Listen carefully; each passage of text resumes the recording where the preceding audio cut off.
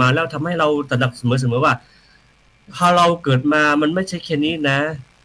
อย่างกับผมทุกวันเนี่ยคือ ถ้าไม่ได้กราบพระไหว้พระสวดมนต์หรือปฏิบัติธรรมหรือเดินจงกรมเนี่ยมันรู้สึกขาดอะไรไป รู้สึกว่าขาดอาหารไปแล้วว่าวันนี้เราขาดกิจกรรมอะไรหรือเปล่าคล้ายๆว่ามันไม่เติมเต็มให้ชีวิตของเราในวันนี้ดังนั้นการที่เราปฏิบัติให้เข้าถึงแล้วศึกษาแจ่มแจ้งแล้วท่องแท้แล้วปุ๊บเนี่ยแล้วก็เข้าใจอย่างแจ่มแจ้งโดยที่ไม่โดยปราศจากความสงสัยแล้วก็สามารถที่จะอธิบายให้คนที่ยังสงสัยอยู่เนี่ยเข้าใจได้แจ่มแจ้งโดยที่นะหลังจากที่เขาสงสัยอย่างนี้อย่างที่ผมไปลงพื้นที่เก็บข้อมูลครูบาเจ้าศรีวิชัยเนี่ยอันนี้ดีมากจ้ะครับมีประธานสภาธรรมลำพูนแล้วก็อดีตนายกอบจสุนทรถามว่าสมถะคืออะไรวิปัสสนาคืออะไรแล้วน่าจะทำอย่างไรให้มันถึงไปคืออธิบายแจ่มแจ้งว่าประธานสภาธรรมเนี่ยท่านเคยเข้าคอร์สที่ตานางเรียนนังแล้วก็สามารถอธิบายข้อธรรมเหล่านี้ให้โยมอีกท่านหนึ่งเข้าใจอย่างเนี้ยแจ่มแจ้งเนี้ยอันนี้คือหน้าที่ของชาวพุทธของเราคือควรทำความเข้าใจหลักธรรมคำสอนเราแจ่มแจ้งแล้วก็สามารถอธิบายให้คนอีกท่านหนึ่งที่ยังไม่เข้าใจให้เข้าใจได้อย่างแจ่มแจ้งโดยเฉพาะในธรรมบทวิปัสสนาของเราเนี่ยหลายตัวละครหลายตัวอย่างเหลือเกินว่าต่างศาสนาหรือต่างถิ่นที่ยังไม่เข้าใจพระองค์เองก็คือนิ่งและดักฟังแล้วก็คือจับประเด็นไหนเขาถามประเด็นไหนแล้วเราจะอธิบายให้เข้าใจอย่างไรว่าหลักธรรมของพระองค์เนี่ยมีแนวทางนี้นะไม่บิดเบียนนะครับไม่บังคับไม่ขู่เข็นไม่ข่มขู่แต่ว่าทุกท่านเนี่ยสามารถที่จะพิสูจน์เองได้ถ้าไม่ดีจริงถ้าไม่เข้าใจถ้ายังไม่ตอบใจท่านก็สามารถที่จะถอนตัวออกได้มันเป็นสิทธิของท่านใช่ไหมฮะแต่ถ้าสมมติท่านจะเข้าใจแล้วแจ่มแจ้งแล้วปุ๊บท่านก็เป็นสิทธิของท่านอีกต่างหากว่าท่านสามารถนำเอาหลักธรรมเหล่านี้ไปเผยแผ่และไปถ่ายทอดต่อซึ่งท่านได้จากความสอนนี้ท่านก็ไม่ได้ลงทุนท่านจะเอาไปขายต่อกับเรื่องของท่านใช่ไหมฮะอันนี้เป็นสิทธิของท่านเพราะฉะนั้นเราเบื้องต้นเราต้องทำความเข้าใจให้แจ่มแจ้งหลักธรรมคำสอนแบบที่พระองค์อธิบายง่ายๆนะครับไม่จำเป็นต้องลึกซึ้งหรอกเพียงแต่ว่าอธิบายเรื่องขันติธรรมขันติใช้ได้อะไรบ้างในกรณีอะไรบ้างใช่ไหมฮะแค่ขันติตัวเดียวเนี่ยใช้เหตุการณ์ได้อะไรได้บ้างเนี่ยมันก็ขันติอดทนต่อคำยั่วยุอดทนต่อสิ่งที่มันร้อนอย่างเช่นอากาศร้อนเนี่ยบางคนมันร้อนไม่ได้สิเหลือเกินต้องเปิดแอร์คนสิ่งบางอย่างเราไปเจอเหตุการณ์แอฟริกาเขาไม่มีไฟล่ะเขาไม่มีอันนี้ล่ะมันก็ขันติอดทนทั้งนั้นเลยเนี่ยอธิบายอย่างนี้เข้าใจละถ้าเราทำงานไม่อดทนล่ะเจอเจ้านายดุด่านิดนึงอาจารย์แล้วก็ไม่ถูกใจออกไปดิไม่ถูกใจเอาแล้วมันก็คือความมั่นคงความจิตใจความเนี่ยมันก็ไปหมดเลยมันคือความที่เราจะเดินถึงเป้าหมายชีวิตของเรามันก็ไม่มีนั่นก็คือเราควรจะศึกษาและเอานำหลักธรรมคำสอนที่พื้นๆเราเนี่ยมาปรับใช้ชีวิตจริงๆอาจารย์จริงๆแล้วทุกคนใช้อยู่แล้วอาจารย์เพียงแต่ว่ามันยังไม่เข้าใจความหมายว่าอันนี้คือหลักธรรมหรือเปล่าแค่นั้นเองอาจารย์ครับครับในช่วงสุดท้ายอาจารย์ดิฟมองยังไงบ้างว่าเราควรทิ้งมรดกธรรมของพระเจ้าไว้ยังไงบ้างรักษาสื่อสารและต่อยอดยังไงบ้างในยุคปัจจุบันสู่อนาคตจริงคำสอนของพระเจ้าเนี่ยมันมีค่าอยู่คู่โลกมานานแล้ว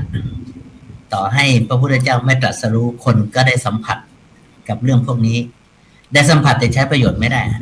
จนกระทั่งว่าพระพุทธเจ้าเนี่ยบอกว่าควรใช้ยังไงเราจึงได้ใช้ในปัจจุบันนี้ทีนี้ประเด็นว่าเราจะเมื่อพระพุทธเจ้าบอกแล้วเนี่ยเราจะสืบสารจะอนุรักษ์หรือจะรักษาได้ยังไงอย่างแรกเลยนะฮะคนที่เกี่ยวข้องเนี่ยต้องขยันขึ้น2 เท่าต้องขยันขึ้นนะคือต้องทำงานให้หนักขึ้นกว่าเดิมจากที่ทำอยู่แล้วนะให้ทำหนักขึ้นแล้ว2ควรวางเป้าหมายให้ชัดเจนในการนำพาคำว่านำพาในที่หมายความว่าถ้าอยากจะรักษาเนี่ยมันก็ต้องวางเป้าหมายให้ชัดเจนว่ารักษาด้วยกระบวนการใดวิธีการไหนทำอย่างไรและใครที่ต้องทำอันนี้ประการสำคัญนะฮะแล้วจะทำยังไงถึงเมื่อกำหนดกลยุทธ์เรียบร้อยแล้วเนี่ยทำยังไงที่จะให้มันดีกว่าปัจจุบันนะครับมันต้องมี มันต้องมีการกำหนดกลยุทธ์นะท่านอาจารย์เพราะยุคสมัยมันเปลี่ยน มันจะไปเดินเคาะประตูบ้านสมัยพระพุทธเจ้ามันก็ไม่ได้ละ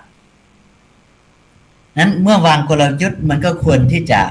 วางยุทธศาสตร์แล้วก็ประยุกต์ใช้ให้ทันกับ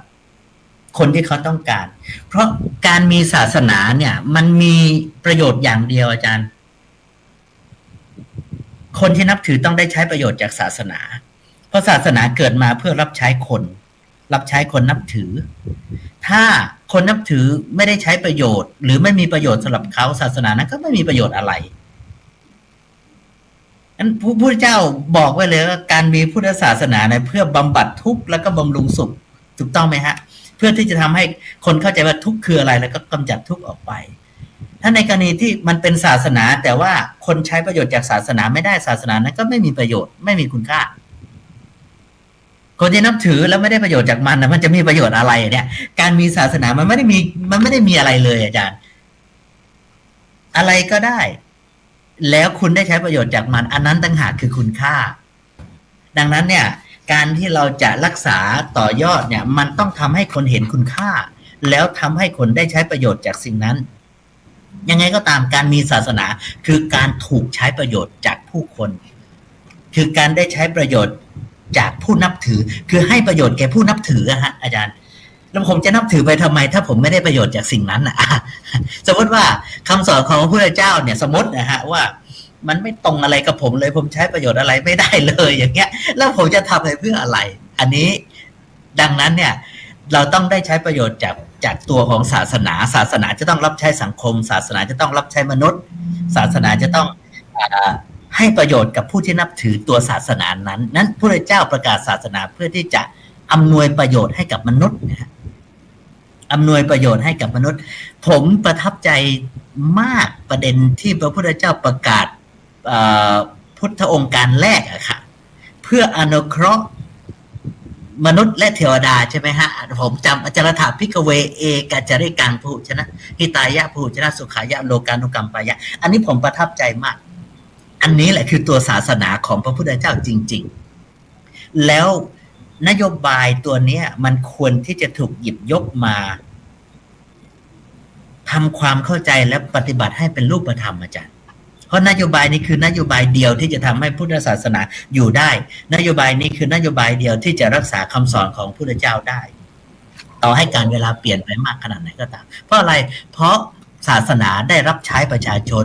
ศาสนาได้สร้างประโยชน์ให้กับประชาชนที่นับถือตัวศาสนาด้วยกลไกพุทธโอวาทแรกนี้พุทธองค์การแรกนี้นโยบายแรกนี้ของพระพุทธเจ้าครับท่านอาจารย์ครับครับถือว่าในช่วงท้ายสุดท้ายของรายการพระอาจารย์วรเชษฐ์จะได้กล่าวปิดปาลบวันวิสาขบูชาที่ถึงนี้พระอาจารย์วรเชษฐ์สาธุครับอาจารย์ครับก็